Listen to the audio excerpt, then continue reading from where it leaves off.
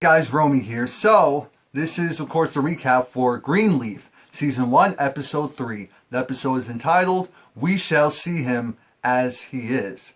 And it starts off where Mavis is, of course, she's at her bar, at her place of business, and there's an issue.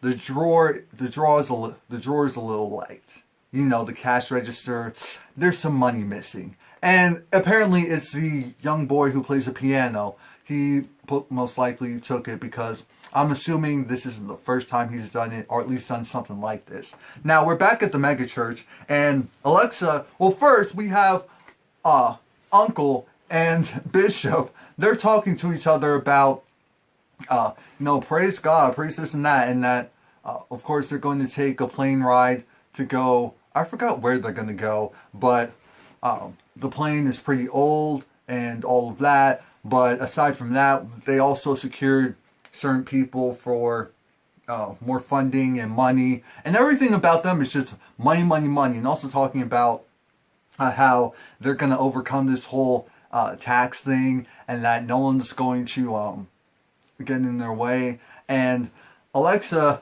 goes and tells them, you know what? We're officially going to get audited. Like, it's going down.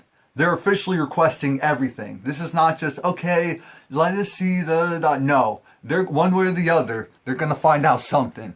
So they're just like, okay. Now, Sophia's trying to talk to Grace because, so there's, what is it called? A sit-in or a lock-in? It's essentially one of those programs for young teens to go to where they're all congregating together and they're just like watching movies. It's like a movie night, but for the whole weekend. And it's always church related. Well, the movie's not necessarily, but most of the time, yes. But they're just there and they're not getting into any trouble. And it's usually, depending on who you're with, it could be very entertaining.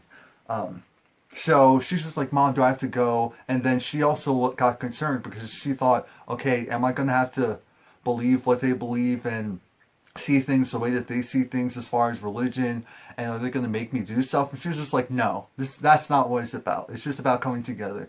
They're not going to make you believe or do anything. So I was like, okay, yeah, we'll see how long that long lasts. And Zora comes in, she's like, are you ready? Come on, girl. Girl, what are you doing? Come on. And she's just like, oh, fine, whatever. And it's just like, God is good all the time. Yes, he is.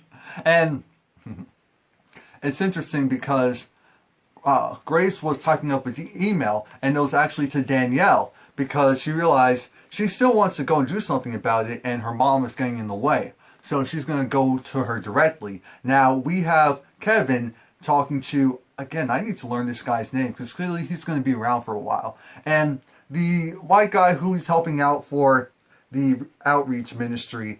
And Kevin is looking at this guy and he's just like, well, you know, a reason why I'm helping out because the guy is astonished that they're doing so much. He's like I told you in the last recap, they normally just do kind of almost a bare minimum, give them the space and that's it. But Kevin is really putting in a lot of effort. He's bringing in a lot of people from the church to make sure that everything's done well.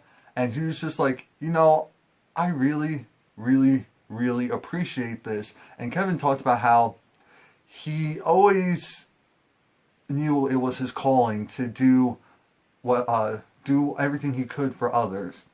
Because in his life, it didn't pan out that way. So he always wanted to, you know, it's essentially the same thing of leaving the world or trying to leave the world in better shape than how it was presented to you. And again, there's this weird, it's very mild, but borderline sexual tension or some type of physical attraction or tension between Kevin and this guy. So it's like sooner or later, something's going to pop off. Sooner or later. And they're making it very obvious that Kevin's going to be DL. I don't know how long he's going to be DL, but that's going to be the case.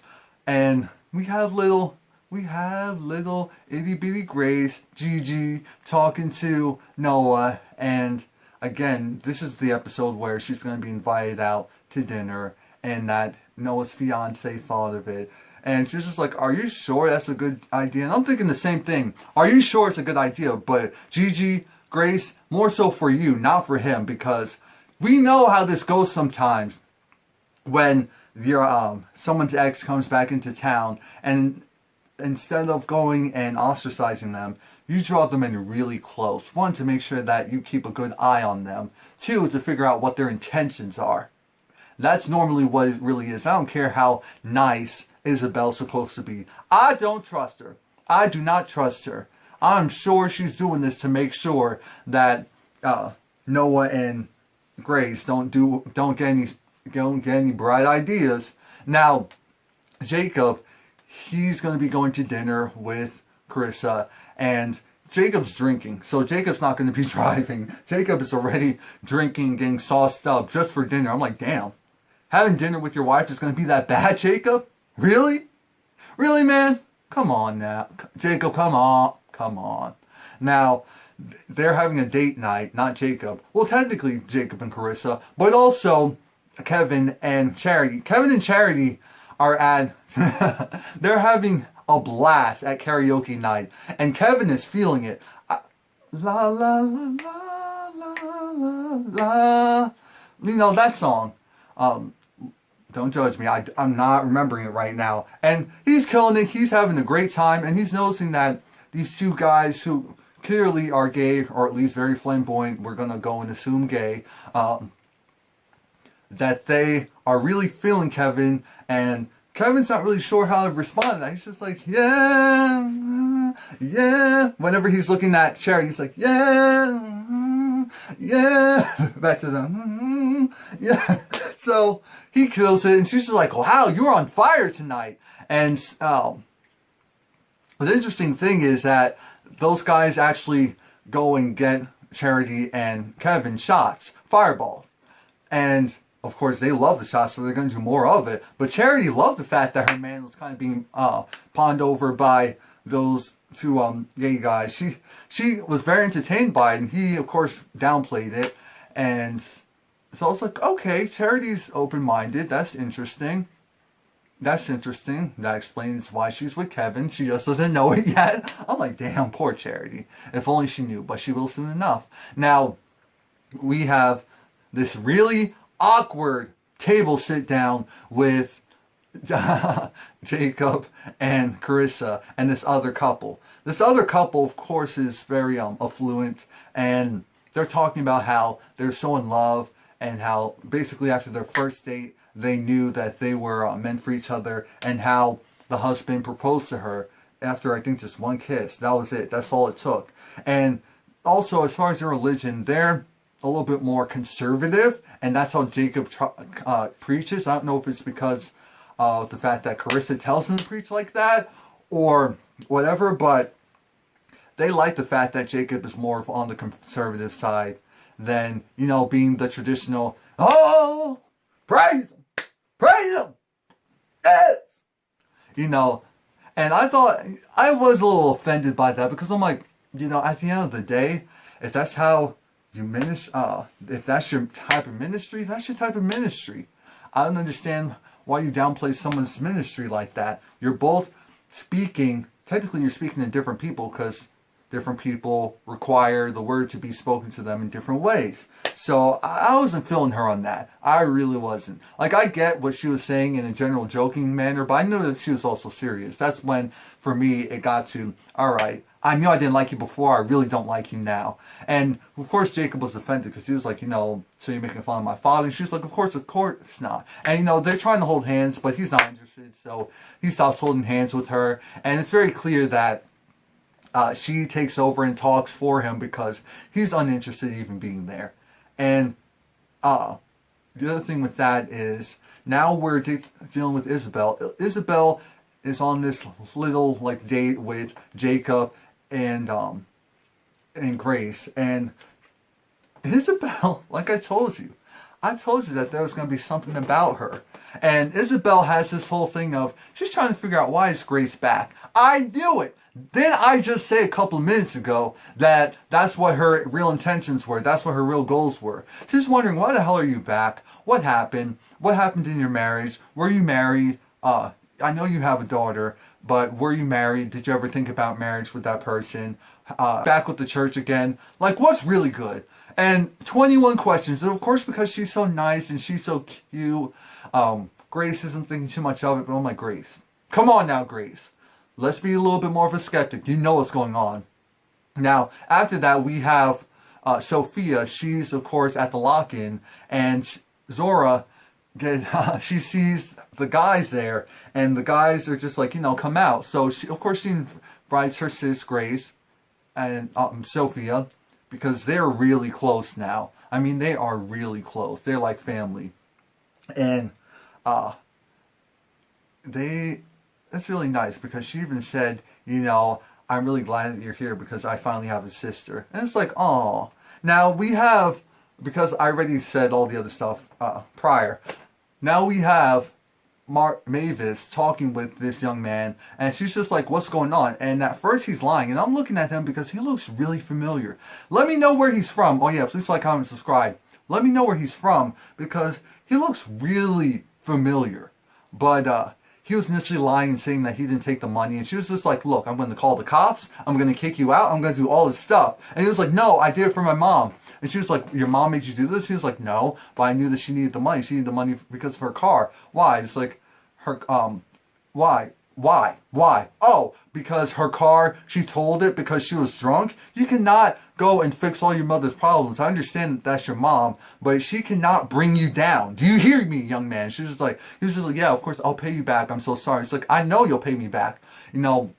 Every Saturday, you'll be working in that basement cleaning up until it's all finished. He's just like, yes, ma'am. And I thought it was interesting how she smiled a little bit at the end. I don't know if anyone else caught that, but she smiled at the end because I feel like she sees him as her own son. So that's why she, of course, giving him the tough love, trying to make sure that he doesn't get taken advantage of, because someone that kind-hearted could easily get taken advantage of. I mean, imagine the stuff that his mom could potentially get him to do. Just think, that's actually really sad. But we have, again, Kevin talking with Charity, and Charity is drunk. She is drunk, and she's like, I love you so much, but let's take a pregnancy test. And it's just like, right now, it's like, yeah, I have to pee. It's just like, but it's like, come on, baby. So she goes and she takes the pregnancy test, and like I said, she is so drunk, so she is all giggles right now. And Lady May is talking to Bishop, and she's over it because she's wondering, why in the hell do we have to go and take that this ministry trip, especially, or you have to go on that ministry trip, especially in that small dusty plane. And I got some creflo dollar out of this, because I was like, oh, okay, we're talking about this small plane, they're complaining about the small plane, so you have to do something about that small plane. I'm like, they have money issues, so they shouldn't be even talking about anything like this right now. Just fly first class. I mean, come on now. Creflo dollar. But anyway, she was just like, I'm going with you. I was like, you're damn right you're going with him. You gotta make sure he doesn't get into any foolery, especially with Uncle, because you know what he did. And all the kids, Zora and, what's her name? Zora and, Zora and Sophia, they get locked out along with the guys, so they have to go and run around to the front. And it's interesting because Grace, Grace is talking to Noah, and he's talking about how I'm just so lucky I have found the perfect person for me. I'm just so happy. And he was like, I do have to apologize because I was a jerk. I was such a jerk. You left out of the blue and I didn't handle it well. And so I'm sorry that I treated you a certain way. And so while they're at, I was like, oh, Noah. Of course, Isabel comes back, and that's when Grace gets a call. She gets a call from who? Danielle. But before that, the kids are able to successfully sneak back in the church. And they're giggling, and I'm assuming the guards just thinking, these kids are being silly. Because Zora, who's clearly used to lying, came up with this quick little lie and convinced the officer. And so she was just like, oh, he was like, okay, go back. And they were like, okay, cool.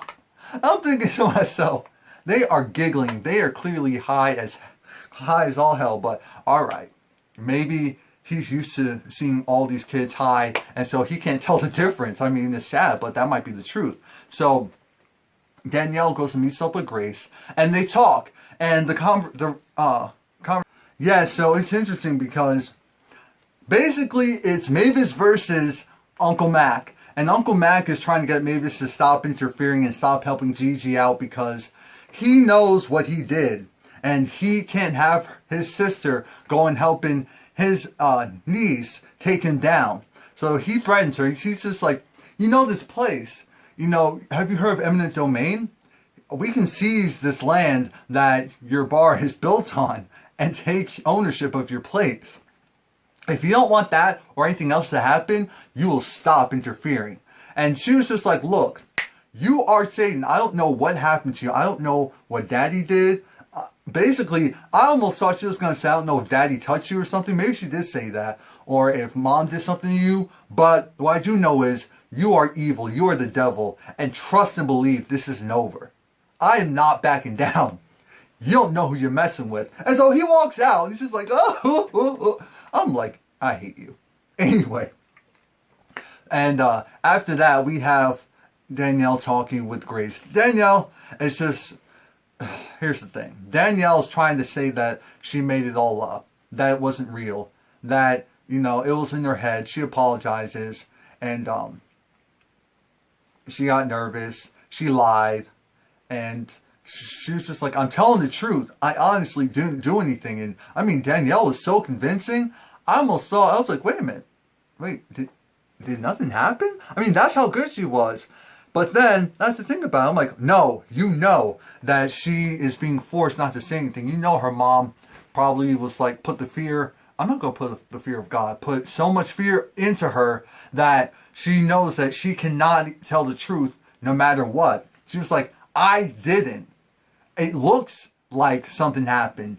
And that was my fault. It was all my fault. He didn't do anything. I promise. And Grace, her heart was breaking because she was just like, you know, I know when people feel scared, they go and, one, they blame themselves. And two, they try to make it seem like it didn't happen. They go in denial. And then she goes and tells a story about her sister who, you know, it happened to her. And I actually told my mother and father about it, but they didn't do anything.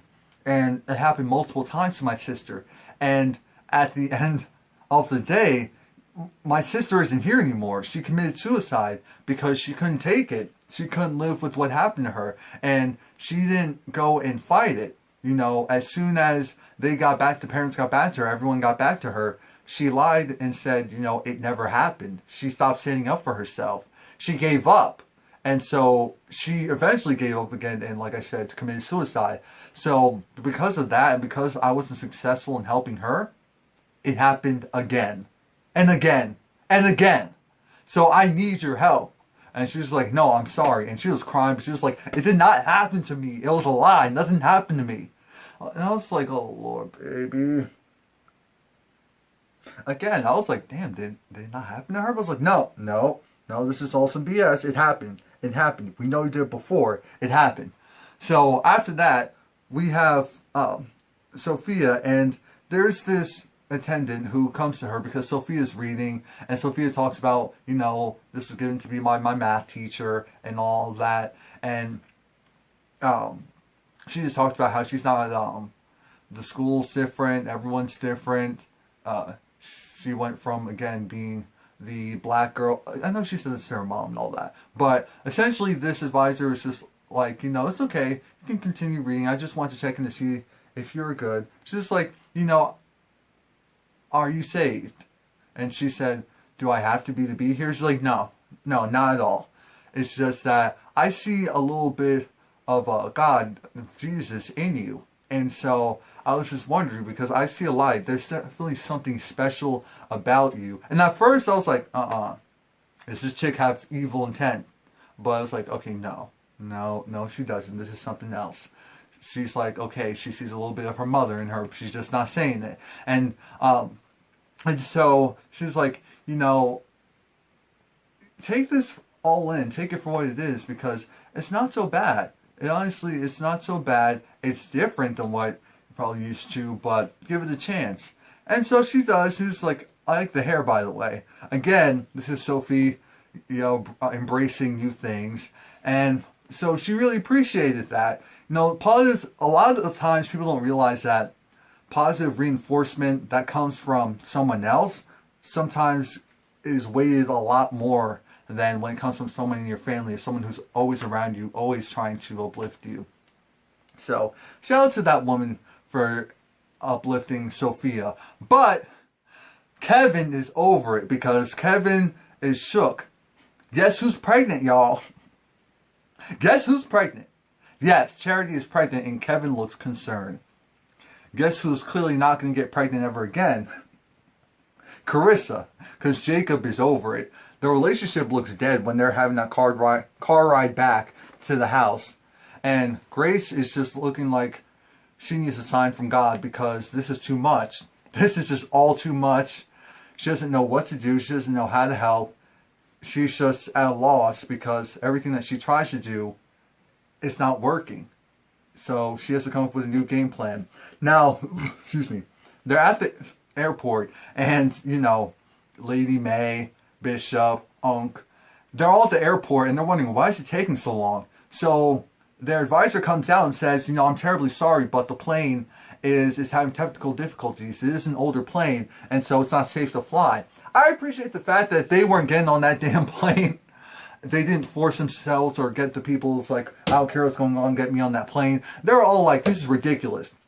And Lady May was over it. She was like, you're incompetent. Everyone here's incompetent. Especially when she was like, maybe you can fly, on a regular flight. She was just like, who are you talking to? That's the type of vibe she gave off. Like, how dare you? I'm like, Lady May, stop it. Stop it.